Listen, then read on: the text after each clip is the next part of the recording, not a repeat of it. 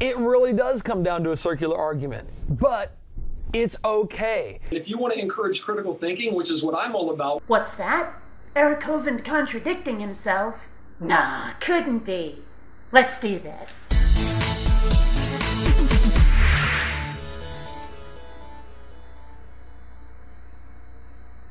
Greetings, fellow space travelers. BionicDance here. And you know him, you loathe him. It's Eric Hovind. In other news, the Springboro Community City School District in Ohio is considering a critical thinking policy that would require teachers to explore all sides of controversial issues.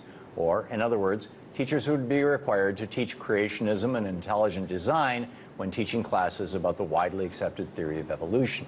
First of all, these issues are only controversial because certain parties won't shut up when the facts are against them. When the evidence shows they're wrong, they don't care. They continue to scream and scream and scream to anyone who'll listen.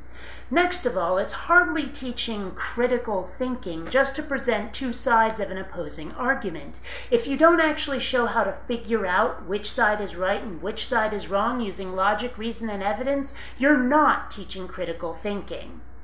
But does creationism really deserve a place in the curriculum of our nation's public schools? Let's ask my next guest. Joining me now is Eric Hovind, creationist and president of Creation Today. Buckle your seatbelts, because we're in for a ride. First of all, whatever happened, we're talking about public schools here, whatever happened to the separation of church and state? Well, you know as well as I do that was never something in the Constitution or in the Bill of Rights. That was actually in a letter, so... Oh, really? While it's true that the phrase separation of church and state is not actually in the Constitution, the First Amendment does in fact state, Congress shall make no law respecting an establishment of religion or prohibiting the free exercise thereof. So yes, the separation of church and state is in fact in the Constitution, you ignorant douche. Should we have separation? I agree. But I think it should be the way our founding fathers intended it, a one wall of separation. Shadden-wawa? What in the unholy fuck is a one wall of separation? That just makes no sense. I understanding you're going to want to know, should we teach creation in public school? Our say would be no. Good science is what should be taught in public school. And that would rule out evolution really and creation when it comes down to the big picture. How exactly is it teaching good science to rule out something like evolution, which can be shown to be the case using logic, reason, and evidence, whereas something like creationism is clearly a fairy tale because it conforms to no demonstrable evidence whatsoever? How are you going to teach science without evolution? I mean, how are you going to explain to people how drug-resistant microbes come about? Yeah, all that can be done without teaching evolution. You will note, if you watch the full clip, that at no point does he actually get into how. So the best way to get good scientists, which is what they're worried about at the end of the day, is not to fill kids' heads with scientific information, but to teach good science. How do we go about the scientific method? How do we do this? Really, Eric? Good science? The scientific method? Really? Well, how do you explain this? Here's what's interesting. It really does come down to a circular argument, but it's okay.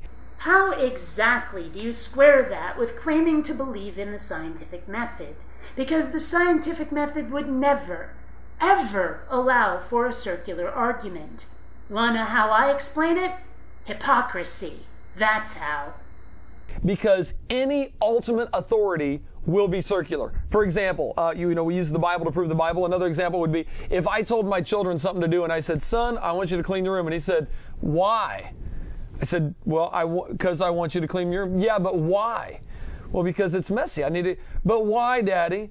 Ultimately, it's going to come down to, because I said so. And perhaps I was being charitable before.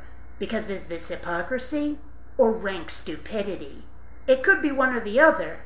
You see, there is a huge world of difference between telling somebody to do something, issuing a command, and claiming facts like how the universe came to exist or why humans are alive. If you don't actually understand that difference and realize how the one does not apply to the other, That could easily be stupidity rather than being a hypocrite.